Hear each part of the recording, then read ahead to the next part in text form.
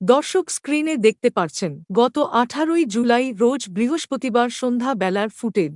যেকোনো আন্দোলনে ঢাকা ও নারায়ণগঞ্জের সংযোগস্থল খ্যাত সাইনবোর্ড এলাকাটি খুবই গুরুত্বপূর্ণ ভূমিকা রাখে। বিভিন্ন কারণেই এই এলাকাটি খুবই স্পর্শকাতর।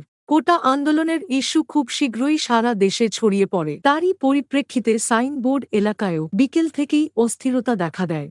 সন্ধ্যার ঠিক আগ মুহূর্তেই পুলিশের সাথে আন্দোলনকারীদের দফায় দফায় ধাওয়া পাল্টা ধাওয়ার ঘটনা ঘটে। একদিক থেকে টিয়ার শেল ও সাউন্ড গ্রেনেড এবং আরেক দিক থেকে ইটপাটকেল। আনুমানিকভাবে পুলিশের সংখ্যা যদি হয় 200, তবে আন্দোলনকারীর সংখ্যা হবে 2000+।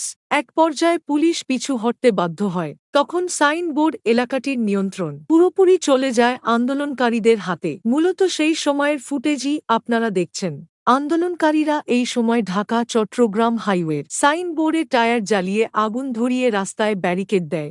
এ সময় তারা সাইনবোর্ড পুলিশ বক্সেও আগুন জ্বালিয়ে দেয়। এই ফুটেজগুলো ধারণ করে বাসায় এসে কন্টেন্টটি তৈরি করে আপলোড দেবার সময় সারা দেশে একযোগে ইন্টারনেট বন্ধ করে দেয়া হয়।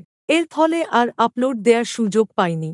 পুলিশের পক্ষ থেকে বলা হয়, এটা ছাত্রদের কোটা আন্দোলন নয়। সাইনবোর্ডে এত ছাত্র নেইও। যারা এখানে নাশকতা করছে এরা ছাত্র না। এটা মূলত বিএনপি ও জামায়াতের নৈরাজ্য সৃষ্টির একটি অপপ্রচেষ্টা। অন্যদিকে আন্দোলনকারীরা বলছে, পুলিশ সবকিছু ভিন্ন দিকে প্রবাহিত করবার জন্য এমন তথ্য দিচ্ছে। এটি ছিল মূলত ছাত্র আন্দোলন, সেই কোটা বিরোধী ছাত্র আন্দোলন এখন জনমানুষের আন্দোলনের রূপ নিয়েছে। সর্বমহল তথা দলমত নির্বিশেষে সকল শ্রেণীর মানুষ এই আন্দোলনকে সমর্থন জানিয়ে মাঠে নেমেছে। দর্শক, এই বিষয়ে আপনার কি মতামত? পুলিশ ঠিক বলছে নাকি ছাত্ররা? আপনার মূল্যবান মতামত তুলে ধরুন এই ভিডিওর কমেন্ট বক্সে। ভিডিওটি ভালো লেগে থাকলে লাইক করুন। আমাদের চ্যানেলের সকল ভিডিও পেতে চ্যানেলটি সাবস্ক্রাইব করে বেল বাটনটি প্রেস করে রাখুন।